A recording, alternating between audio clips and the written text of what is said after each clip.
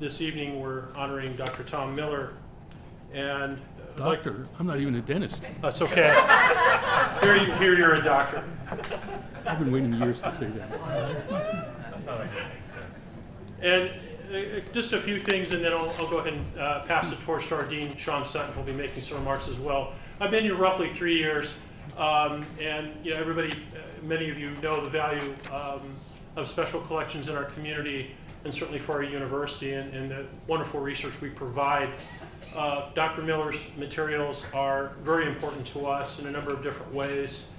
Sean helped bring in this collection about 15 years ago, which Tom reminded me of just a few minutes ago, and contains a number of different things, one of which, some of my favorites are the underground press, which I think many of us know how important that is to be able to document that, particularly in our today's society.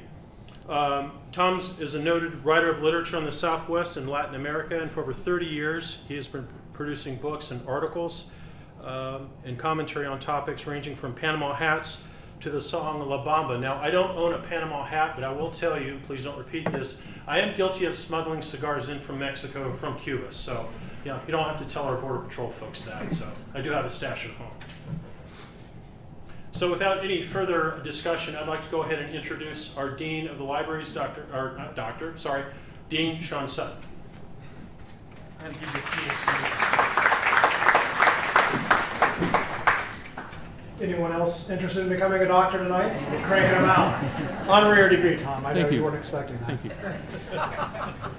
So some of you may or may not know that the libraries, we're really in the Tom Miller business in a couple of ways. One, as Steve said, I had a lot of fun about 15 years ago when I was an archivist here in Special Collections, working with Tom to bring his papers into the department. And also, the U of A Press is part of the library, and as you well know, they're in the business of producing great books by great authors, and we're very pleased to have Tom be one of our stable of authors at the press. Now, when Tom and I got to know each other in the course of bringing his papers in, I became really well aware of his wide-ranging interests in terms of topics for writing and doing research. So the papers contain not only his manuscripts and correspondence, things like that, but also a lot of interesting research files about different areas that he's written on. And it became pretty clear as we got to know each other and I got to see some of his papers and organizing them and exhibiting them. We had some common interests: music, baseball, and as Steve alluded to, he has a nice collection of underground press materials, and it really reignited my love for the fabulous Furry Freak Brothers, a classic underground comic from the 70s that's in the collection. And if you don't know about the Freak Brothers, you can come back and check out the material in Tom's collection. But it really is a wide-ranging collection. It has a lot of different research interests for the public and other writers and scholars to check out. So in that process, I got to know that Tom's a really good dude, but he's also a great writer. And I think the volume we're celebrating tonight, Cuba, Hot and Cold, really illustrates that. And it really illustrates not only Tom's great skill as a writer, but it also represents how the U of A Press really tries to be a vehicle through which stories of people and places are communicated to folks like you and the world. You may or may not know this is University Press Week, so this is a week in which in the United States and North America we really celebrate university presses. And they really fulfill an essential role within not only the academy, but the broader literary and reading community. And I think the U of A Press really illustrates that by publishing diverse perspectives from a variety of populations and viewpoints. Also, university presses like the U of A Press are more liable to give new authors a shot than commercial presses that have to be assured of how many volumes they're going to sell, how much money they're going to make, and we try to make a little money at least, but we're definitely interested in topics that may be out of the mainstream and authors that may be out of the mainstream as well. And I think this book really helps to illustrate that. And the other thing that the press does is bring authors like Tom into the community, not only through their books, but through programs like tonight. So we really feel like this is a great intersection of of Tom as a local celebrated author, the libraries as the home of his papers, and the press as the proud publisher of many of his books. Now you'll notice in the back of the reading room here, we do have several Tom Miller books on display, available for purchase. I think Tom will be willing to sign them later. Also want to thank Rosemary Brandt, who really helped organize much of this event tonight. Also members of the press, can you please stand up just for a second, press staff? Let's give them a hand for everything they do year round. And if you really want to say thank you, buy a book tonight. Back to you, Steve. Thank you, Sean. Is there a copy of Panama Hat Trail handy? A copy of the Panama Hat Trail I handy? can go grab one. You Yeah. got one, okay. Or Dean will get it for you. One other person I think we want to make sure that we acknowledge is our musician for this evening is Ludwig Luis Quintino Cruz. So I also want to thank him for his help this evening and also with the music. I'm going to be reading the bio for James Reel. James Reel is an Arizona Public Media classic music director and weekday morning announcer. When he was the editor of the Tucson Weekly in the early years of this century, he had the privilege of publishing an extended excerpt from Tom Miller's book, now known as Revenge of the Saguaro. This was a particular pleasure for James because Tom let him run the excerpt free of charge. James was also the Arizona Daily Star's classical music critic and arts entertainment editor in the 1990s, and he spent several years as a freelance writer and editor specializing in cultural and border issues. It's my pleasure to introduce James Reel.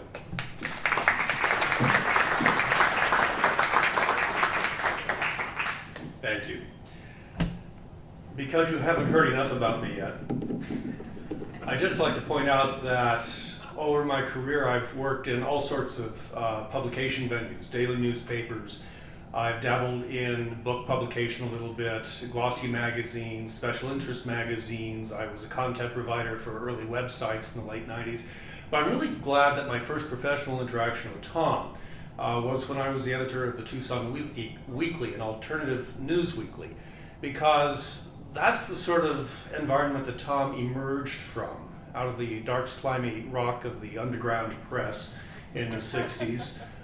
He started out trying to take over his college newspaper, and they finally kicked him out of that, and that's when he decided he didn't need a university education anymore, so he became a professional writer. And initially, he worked a lot for the underground press.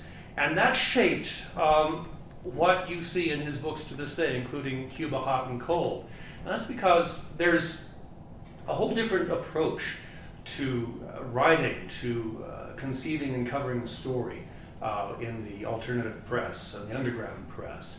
When I was working at the daily newspaper, a typical situation, this is an oversimplification and it's not fair just among my friends in the newsroom, but a typical situation is somebody would issue a press release and the recent UA grad school graduate would rewrite the press release and it would become a story. Somebody would give a press conference, a reporter would go to the press conference, take notes, come back and type the notes up into a story. When there were big issues to report, the reporters would go and interview the officials, the elected officials, the city and county bureaucrats, the captains of industry, and then maybe, once they'd done a little backup research to work in some statistics to give some background to the story, they'd go out and dig up some person on the street for a little bit of color. You get one or two sentences out of the person on the street. The kind of journalism and storytelling that Tom has always done from the very beginning of his career starts at the bottom and works up. Tom talks to ordinary people, finds out what their stories are. Now, it's true that when he was living in Cuba, he did try to get an interview with Fidel Castro, but like almost everybody else, he failed, and that's just as well. He didn't need Fidel in his first book about Cuba, Trading with the Enemy, because he had so much richness of ordinary lives, illustrating what Cuba is, was, could be, what the people face, what their outlooks are, and there are many outlooks. Tom had to live there, spend time there, tramp around, talk to hustlers on the Malecon, talk to pig farmers, talk to writers, And he turned that initially into this big 300-page book that I was thinking on the way over here is a lot like it's Tom's Mahler symphony. It's like Mahler's Third Symphony, because this is this big hour and 40-minute symphony, and it has movements that Mahler initially called what the flowers in the field tell me, what the animals tell me, what the night tells me. And Tom is writing a book in which he's saying, this is what the pig farmer tells me. This is what the dissident tells me. This is what the shop owner tells me. And what we have in Cuba Hot and Cold is this great series of encores, in a way, to the big Mahler symphony that he produced in the 90s. And encores can be more fun than the meat of the concert. And I think the Mahler situation applies here too, because Mahler wrote a lot of songs that can be performed on their own, and he incorporated a lot of melodies from his songs into his symphonies. So this is a continuation of the themes. It's extra material. It's more color, more life that only somebody like Tom can bring us. And I'm thankful that I am a friend of Tom's and that I've been able to read this. I was one of the first to get it when it was hot off the press. And I think you are going to enjoy it very much, find a lot of great insights in it. And by the way, what they didn't tell you is that Tom himself is going to be installed in special collections. At the end of the evening, we will take off this cloth and we will unveil the official Dr. Tom Miller's sarcophagus. And Tom will be installed. So be sure you get him to sign his book before it gets too late. Thanks a lot.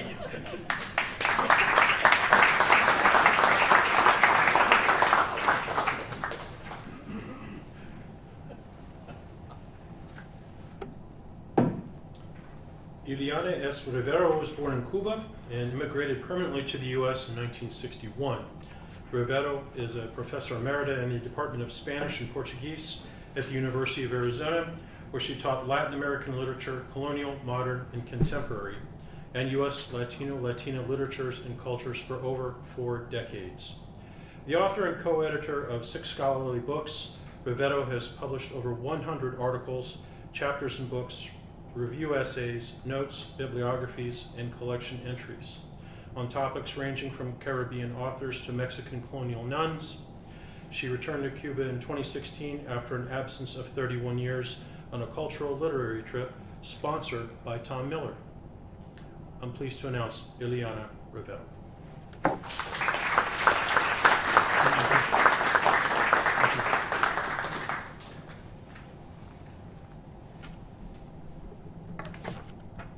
I'm so pleased to be here tonight with all of you celebrating Tom's new book, his second on Cuba, the island that was my birthplace. Thank you for this kind invitation. It occurs to me that there are a few places in literature where beginnings are paramount and quite unforgettable. For example, who can ignore the opening sentences in Dickens' A Tale of Two Cities? It was the best of times, it was the worst of times, it was the age of wisdom, it was the age of foolishness, it was the epoch of belief, the epoch of incredulity, a spring of hope, the winter of despair. Some might even argue that those classic words are totally applicable today, especially in the case of U.S.-Cuba relations. And there are a few other paragraphs. You can notice that I was a teacher of literature that are also quite unforgettable. In the village of La Mancha, the name of which I have no desire to call to mind, there lived not long ago since one of those gentlemen that keep a lance in the lance rack, an old buckler, a lean hack, and a greyhound for coursing. This is, of course, Don Quixote by Cervantes, and I'm taking the liberty of quoting the great Spanish writer in English. And what about this other one? Many years later, as he faced the firing squad, Colonel Aureliano Buendia was to remember the distant afternoon when his father took him to discover ice. At that time, Macondo was a village of about 20 houses. This is, of course, 100 Years of Solitude by Gabriel Garcia Marquez. What reader of literature can forget these immortal words, as well as these? He was an old man who fished alone in a skiff in the Gulf Stream, and he had gone 84 days now without taking one fish. Several of us could tell that this is Papa Hemingway writing about El Viejo y el Mar, the old man of the sea, in Cojimar, Cuba. And then we have Tom Miller's beginning paragraphs in his book Trading with the Enemy, a Yankee travels through Castros, Cuba.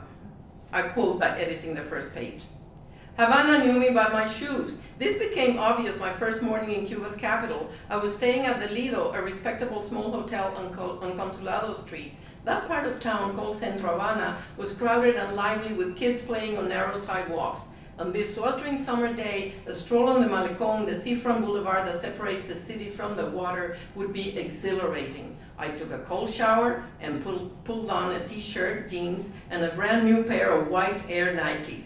Every few minutes, young men would approach me and say something in thick Cuban Spanish that I couldn't quite comprehend. After a few blocks, a pattern emerged. Young men would glance at my shoes and then make their pitch. End of quote. When I first read this paragraph in 1991, Tom had given me a pre-publication copy to read. I became obsessed with it. How could they know a man by his shoes in Havana? But during one of those first times that I returned to Cuba in the 80s, the exact same thing happened to me. Running along the Malecón with my colorful Nikes had called the attention of quite a few young men, only they didn't want to exchange currency or pay me a compliment, but just right then and there, they wanted to buy my sneakers. And I had been thinking that I looked so attractive in my running shorts that they couldn't resist approaching me. Oh well.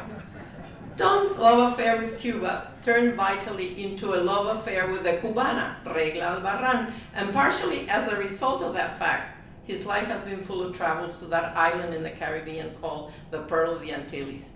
Cuba, Hot and Cold, his second book on Cuba, also has a significant beginning like the other works that I have quoted here. The phrase so often heard in many quarters. I want to get there before it changes, meaning before the 50 Chevys are replaced by 21st century Toyotas and before the golden arches of McDonald's appear on the horizon. Although, mind you, many Cubans who reside on the island have told me and Regla and Tom that they would love to taste those hamburgers and crispy fries, indeed. But above all, in this book, what seems to matter most is not the beginning, but the ending. Not so much the beginning, as I said, but the very ending. Imagine the following sentence appearing in any book about Cuba, and I read from page 90, the last chapter, and the end of the first paragraph. Quote, Fidel Castro is dead. Is Cuba better off now than it was 57 years ago? End of quote. Tom Miller asks that question, while at the same time remembering the other highly significant happenings of 2016. The Obama visit to the island, an American Major League team playing the Cuban national team to a capacity crowd in Havana, and, let's not forget, the Rolling Stones giving a free concert which 1 million Cubans attended. I had some friends in the crowd. I have played in my head with the title of the book, Cuba, Hot and Cold. What does it evoke for me? Diplomatic relations between the U.S. and the island, and how they alternate between distance and closeness? Or perhaps how the memories I have of the country of my birth are a mixture of love and longing, stirred with a frisson of, enough about Cuba already, let them do and be what they want. Or even how popular imaginings of heroic anti-imperialist struggles clash with the reality of some very poor people without freedom of speech, however much free education and medical care they receive.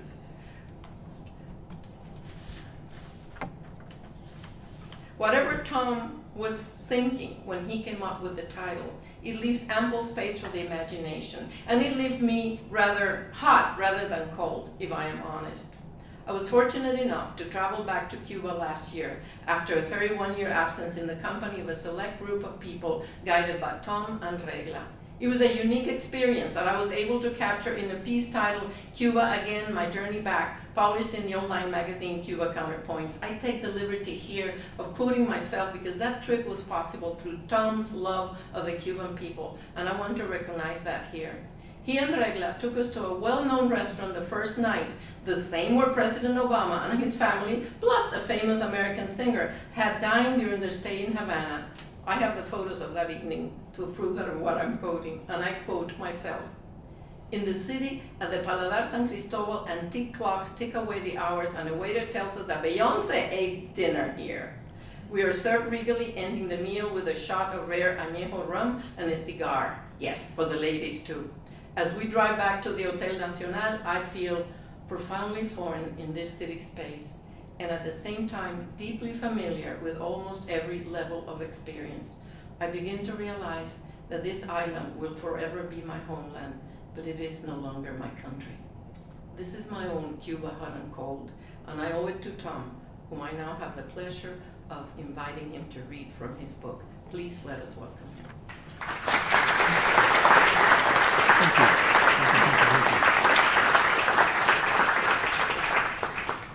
The publisher, you can hear me all okay?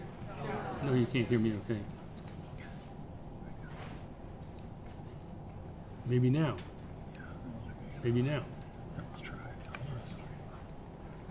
There we go. Go ahead. Now. Now. Okay. The publisher wants me to focus on this new book about Cuba, which I will. But first, a word from the other book that's coming out now, The Panama Hat Trail. By coincidence, I was in Washington, D.C. when I began researching the Panama Hat Trail. I stopped in at the Ecuador desk at the State Department, where a junior-level diplomat allowed us how Ecuador had a, quote, severe inferiority complex. When the book came out, my publisher arranged for a late summer evening publication party at Olson's, a since-shuttered, wonderful bookstore on Wisconsin Avenue in D.C. There was a nice crowd, a line that snaked through the store, a review in the Washington Post earlier that week, and, of course, refreshments. After a half hour or so, a man in a three-piece suit wended his way to the front of the line and presented his card to me. He was Mario Leon Meneses, consul from the Ecuadorian embassy. "Mr. Miller," he said this more as a statement than a question, we want you to know that we are very concerned about your characterization of Ecuador as having a severe inferiority complex." Whereupon, having lived up to his country's reputation, he turned on his heels and walked out. On to Cuba. I had been writing for the underground press, the anti-war press back east, and in the summer of 1969, hitchhiked through Mexico with the idea of coming out in Nogales and Tucson. No particular reason, just friends back east thought I might like it there. I'd never been anywhere on a line, let's say from Chicago to Dallas, west of there. So this was all brand new to me. Summer of 1969, I show up in Tucson, and I'm looking for things to write about. There's no underground press, there are no other lefty writers around town. There was something called the Peace and Freedom Party on 6th Street. Anyone remember the Peace and Freedom Party? Okay. And there were newspapers from different underground papers from around the country, from around the world, including Grandma, the daily paper from Havana. A turgid, terrible paper in every respect, but still it was a way to get a window on what was going on there. I'd been writing about other countries in Latin America, writing articles. Cuba presented a literary and a political challenge for me. Finally, in 1987, I saw an announcement for anyone who wanted to go to the Havana Film Festival. They were organizing a trip, 1987 Havana Film Festival. So I signed up for that. In those days, the Miami airport assigned the Havana charter. There was only one charter a week. The latest flight times and the farthest distance from the ticket counter. They loved to watch us stand in line for hours. Finally, around 2 o'clock in the morning, we were allowed to board our charter for the 225-mile flight to Havana. We did not sing Kumbaya. 45 minutes later, we were circling over the lights of Havana. We cheered. Our cheers stopped abruptly when the pilot told us that Jose Marti Airport was too fogged in to land, and we would have to head back to Miami and start all over again the next morning. The more conspiracy-minded among us saw a plot to sabotage the American left. Others among us assumed the pilot knew what he was doing. So began my first trip to Cuba 30 years ago. I moved there for 8 months in 1990. And one morning I was having breakfast with a colleague who was a reporter from Miami who had to return to her base earlier than she had anticipated. And she handed me a stack of letters to be delivered to friends in Cuba for friends in the States. There was then, and even now, a great deal of difficulty getting mail from one country to the other. So I walked around town off and on with these letters, and finally one day, one of them was in Barrio Chino in Chinatown. One of them was addressed to a woman named Regla Alvaran. Now, here's where the story differs now and then. I went up to the door and knocked on the door. She says I knocked down below. Whatever. Anyway, I went up to the door, knocked on it, met Regla. We got married 23 years ago. But I will say she came to show me her country. And I wanted to show her my country. It was impossible in those days to get a visa to leave Cuba to come pretty much to any country, but especially to visit the States. This is where Dennis DeConcini comes in. DeConcini was reelected not because he was a brilliant politician, but because he had a terrific office staff, a terrific district staff. So I spoke to the woman in charge of the immigration in DeConcini's district staff and asked, is there any way we can legitimately get my girlfriend from Havana to Tucson? And she said, can you get her as far as Hermosillo? Yeah, it's possible to get her to Mexico, and then from Mexico to Mexico City to Hermosillo. Fine, you get her to Hermosillo. I will ask the consul there to to stage an interview with her. Now we can't tell him what to do, for that would be wrong. But we can ask him to call us as soon as he makes his decision and tell us what his decision was. So this is DeConcini, and at his best. They obviously made a decision in my favor, in our favor. And we regularly came to the United States for 6 months, the last month of which we got married at the Cochise County Courthouse in Bisbee.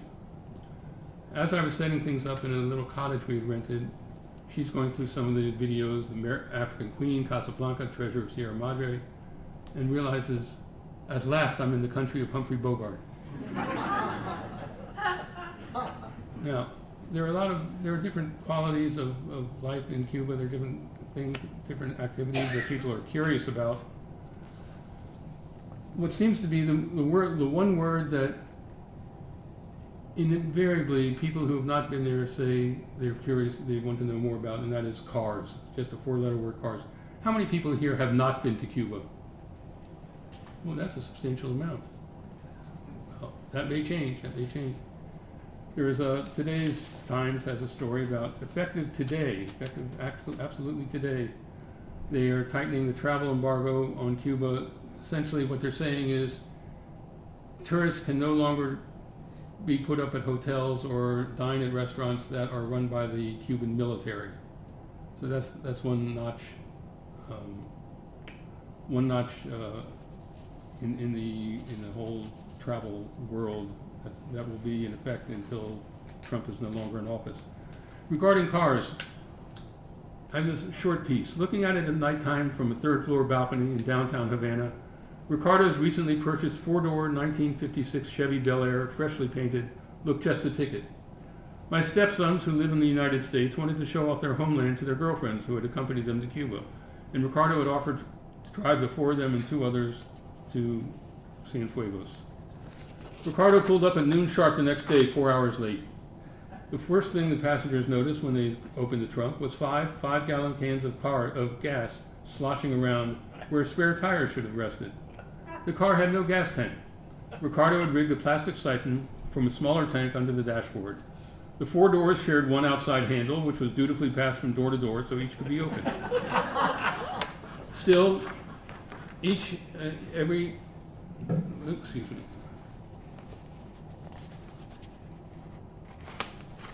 me one moment. Still, happy and optimistic, they poured a ceremonial splash of rum on the car's floorboard for good fortune and lurched away. After a couple of miles, Leonardo nonchalantly asked about oil. I don't know, Ricardo replied. I've never put in any. The Chevy peaked at about 35 miles an hour. They stopped every 5 miles to suck gas into the siphon and feed the engine. Famished by late afternoon, they pulled over to a field and cut stalks of cane to chew on. Then the most shredded of the 4 tires suddenly exploded, and the 7 passengers roamed the nearest small town looking for a replacement. The best they could do was a tractor tire they whittled to size, then with borrowed equipment soldered into place. Back on the road, a side window fell into the lap of a startled Juan Carlos. The car lacked windshield wipers, rear lights, and bumpers, and none of the dashboard dials worked. Ricardo himself lacked a driver's license. The clutch pedal fell through what was left of the floor. Often they had to push start the car. The car did, however, have a fully functioning theft alarm system. The 56 Chevy belched into Cienfuegos late that evening. Ricardo's Chevy is one of an estimated 60,000 pre-1960 American cars roaming Cuba.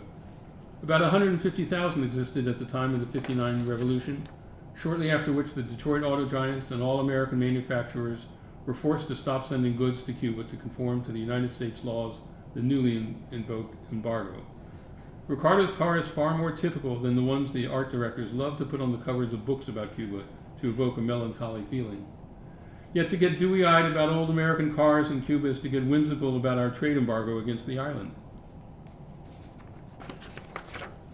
To own one of these vintages in Cuba defines who you are, how you spend your time, and how you wish to be known. When your plugs don't spark, when a faulty brake line can't be repaired, when your engine sputters into a coma, when you run into any one of Ricardo's difficulties, you fabricate the equipment yourself, share with a friend, buy from a stranger, or you put your car up on blocks until the right part appears the next day, the next month, or the next year. But when your motor purrs, when you accelerate effortlessly, when you go from second to third gear, when the doors click into place, you momentarily forget your difficulties and glide for blocks with a prideful smile until you inevitably run into one of Ricardo's multiple problems. Could there be, I ask, a more appealing metaphor for today's Cubas than cars from yesterday's America?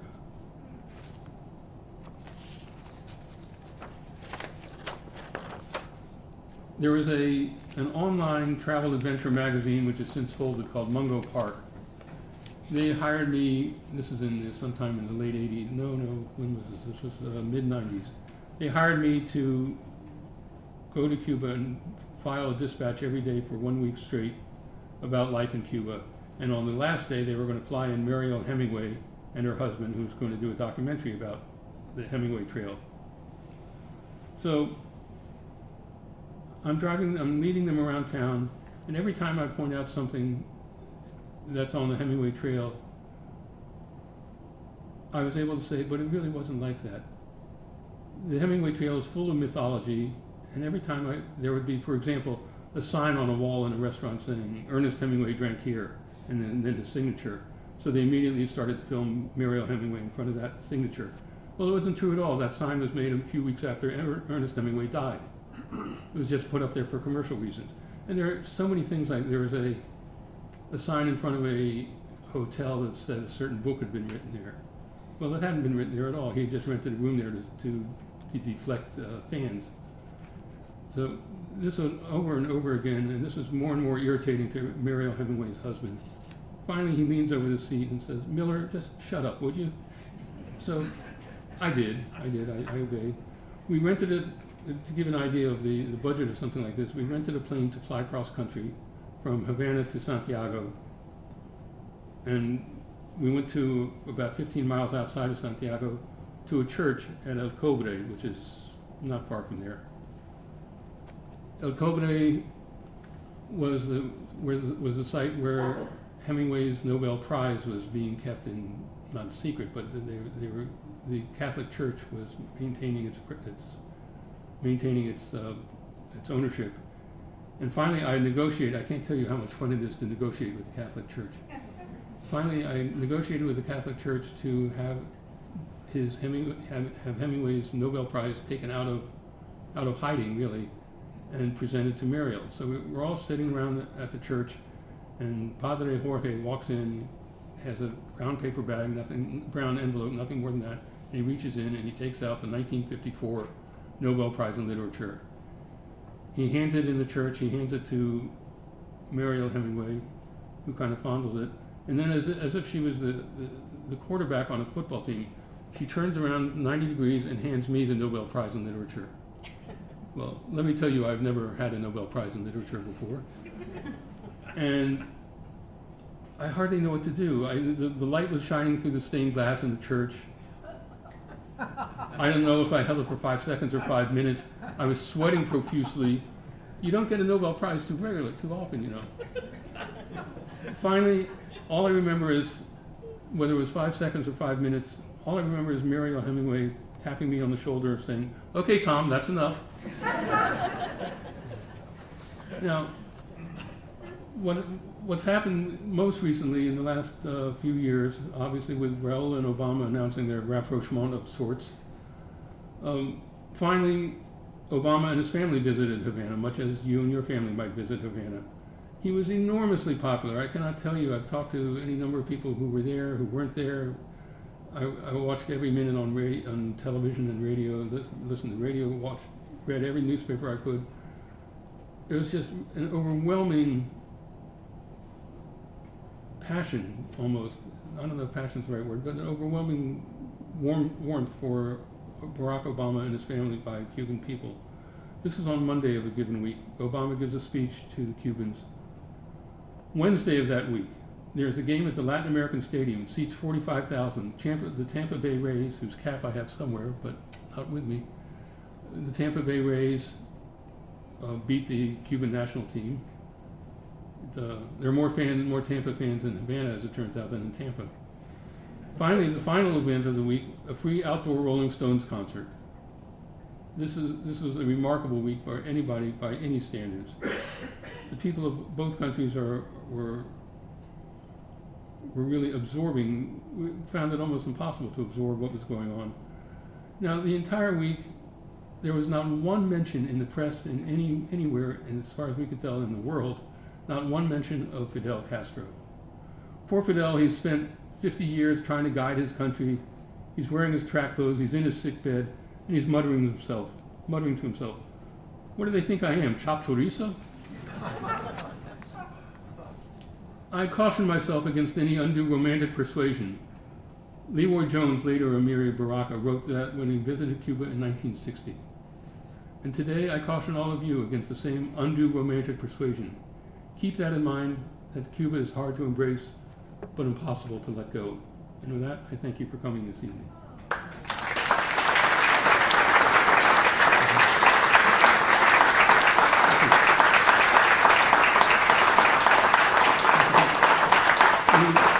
We have time, I believe, for questions. I have time for answers, so you might as well have some questions. Sure. You want to handle that?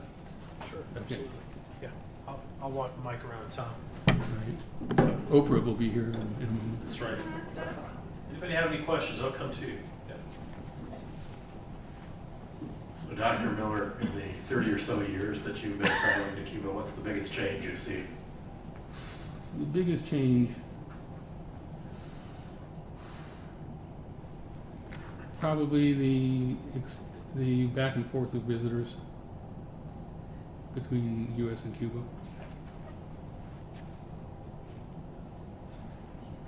What would you say? The use of English in the streets of Havana. More English in the streets of Havana, certainly. Those who have been there, any other answers to that? Changes that I've noted over the years? Yes. The big change that I noticed was that people are dressed much better than they were 30 years ago, that's for sure. Mm-hmm. That's what I've noticed. Oh, I said that a big notice, a big change that I noticed last year was that people were much better dressed last year than when I last went in 1984.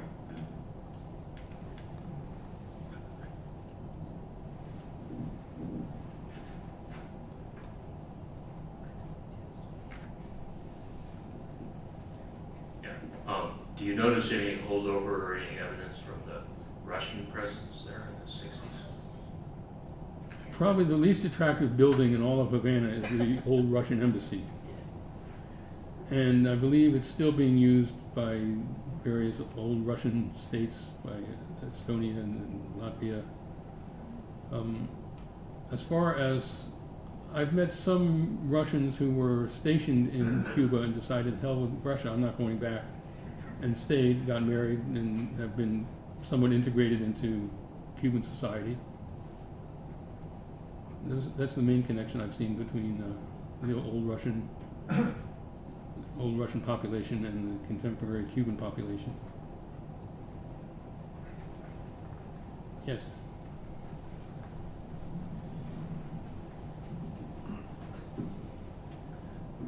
At one time, I recall that you were like the go-to guy for was it the Washington Post in terms of different matters for Cuba? Some. And yes. some? Yeah. You did some writing for them? Yes. Didn't you have any political, you must have had some political connections at some point for the tremendous access that you had to going back and forth, I mean, so many of us so often. well, as far as the United States goes, I just ignored the U.S. rules. It's just as simple as that. I just ignored the U.S. regulations of who could go, who couldn't go, what paperwork you needed to do. They were pretty leery about sending anybody who was a journalist, a legitimate journalist, about jailing them or even detaining them. One time I was delayed, 4 hours for not having the proper paperwork at the right time. But other than that, they were pretty good about. The U.S. was pretty good about ignoring journalists, and journalists very good at ignoring the U.S. government. As far as the Cuban government, Yes. on occasion, yeah, there were a few occasions where I was put in detention. Usually if you're inside Havana, usually I would have some sort of ID, some sort of Cuban ID. But even outside of Havana, in the countryside, in the Midwest and in the Orient, in the Mid East and in the Oriente, they would often haul me off and then spend about 45 minutes or an hour trying to figure out who I was, what I was doing there. I never had great difficulty as far as access or being locked up or detained. Were you able to get to know anybody in the Cuban government? Was I able to get to know anybody what? Politically? I'm not sure what. Well, anybody in part of that were running the country. I met some. I did my best not to, though. I think in 30 years I probably met a dozen officials. I just don't do officials. I work the street. Thank you. Sure.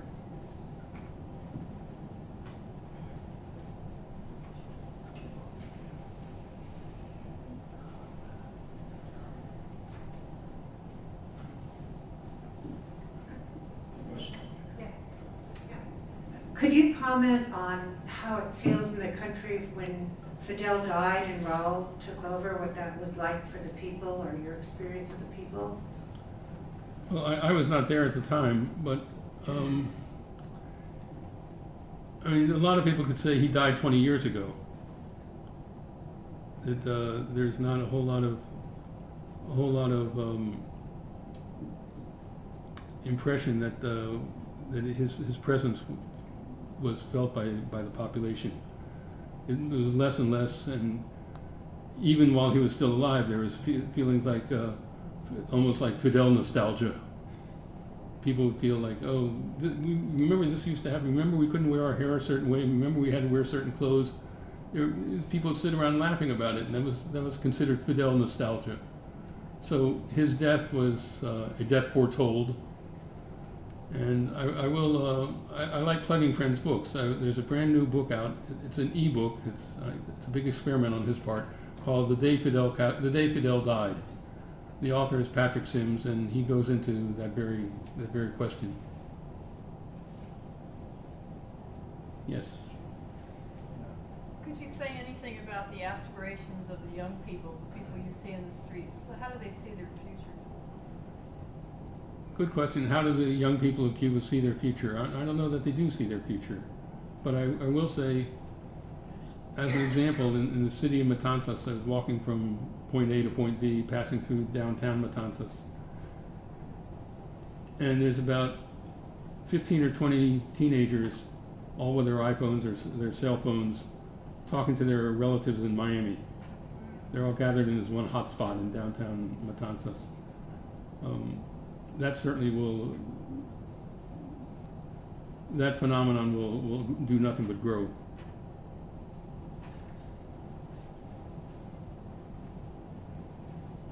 Yes.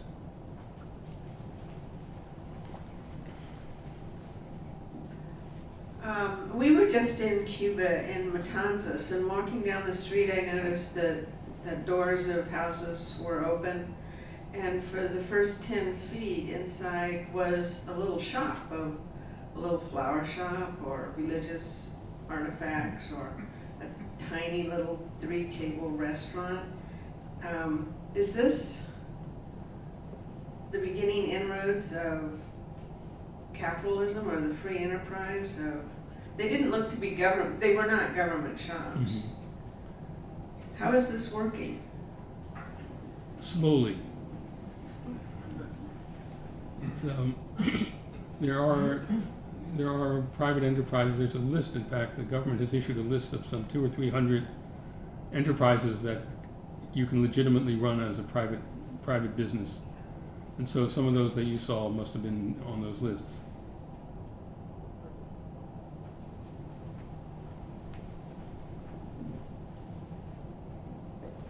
Tom, you wrote a story for, which is in the New York Times or Washington Post, I can't remember, but yeah, Cuba is still a police state. And that is what your story was about. Can you tell that to I'm sure I could have. To the audience, I can't remember what the circumstances. in the park? Oh, yes. Yeah, still a police state, thank you. I was, actually it was the first day I was in Cuba on a particular trip. Had to be about 10 or 12 years ago. And staying at my brother-in-law's house. And went out, just wanted to go out and just feel the air, talk to people. So I went over to this major street called the Prado, sat down on a park bench next to a fellow, and we just started chatting. He was a dental technician, and we were just talking about Jose Marti, talking about just almost any topic. And a city cop comes, well actually they were called tourism police, I believe. They're called something like that. The city cop came up and said, may I see your papers, please? Sounded like an old Firesign Theater routine. May I see your papers, please? So when we turned over our papers and continued talking, well, obviously we couldn't leave because they had our papers.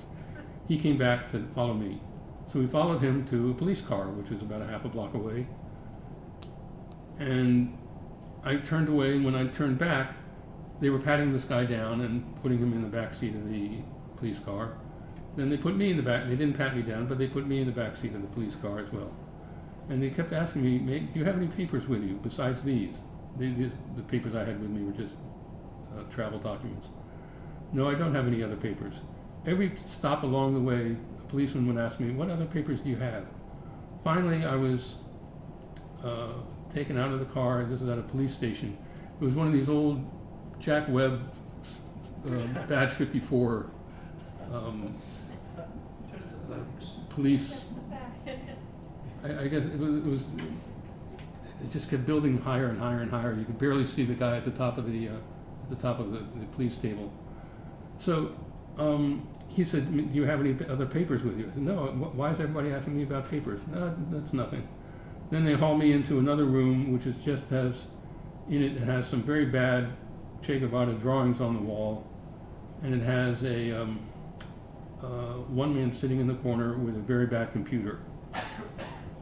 And he says, have a seat, and we chit-chat. He said, where are you staying? And you got to be honest with these guys. I said, well, I started to describe where I was staying at my brother-in-law's place. He said, oh yeah, we know him. Finally, I said, but why is everybody asking me about papers? And he said, no, don't worry about it. Finally, a guy comes in who's from state security. He comes up to me and he says, have you ever seen this paper? It was a copy of the what was the year? 1947 or 48 United Nations, whatever the document, the United Nations document Charter. the charter, thank you. Declaration And of Human have you ever Rights. seen it? Excuse me? Declaration of Human Rights. Declaration. This is not the Declaration of Human Rights. This is close to it, though. In any event, they kept asking me, "Have you ever seen this paper?" No, I've never seen it before. How about this? And he pulls out a dozen of the same sheet. Have you ever seen these? I haven't seen one. I haven't seen a dozen of them. I said, "Well, a man resembling you has been cited handing these things out." Well, it wasn't me. I can assure you of that. Then he and his two assistants start chatting to each other. And finally, after about 45 minutes in detention, they say, "Would you like a soft drink?" I accepted a soft drink, and finally they let me go. So in all, I was in custody for more than an hour. They were really anxious to find somebody to pin that on. But it wasn't me, not me. But that was probably the most severe, and really wasn't severe at all, the most severe situation I ran into with, as far as credibility and as far as being able to maintain myself while allowing them to maintain themselves. Yes. What happened to the Cuban man that was detained with you? I don't know. He may still be in detention. But he may be cleaning people's teeth. I really don't know. Because by the time I got out, he was long gone. Oh, so you think he was released? You don't know? I don't know. I mean, there's just no telling. There's just no telling with these guys. What is the situation on non-Catholic religions in Cuba? As far as I know, they don't have great difficulty practicing, but you may know different. I mean, I keep hearing. I know there's a very active synagogue. I know there's a. There may even be not Mormon, but what's a Protestant? There was a type of Protestant. Yes. There's a big mosque. There is a big mosque right along the harbor, in fact. And Santeria. In Santeria, well, yes, that's the whole. More Christian church every day. There are more Christian churches every day. Yes. Okay. Every little local now has a Christian church. Okay. Yes. Is it difficult for students to apply for application to study abroad? For Cuban students to apply for here? Any place? I don't know. I know there are some. I mean, I run into Cuban students now and then that are studying, but I don't know. Go ahead. I know a few people that have applied for scholarships in Spain, and they have gone to Spain to study. That's what I know. I think we have time for one more question. Tom,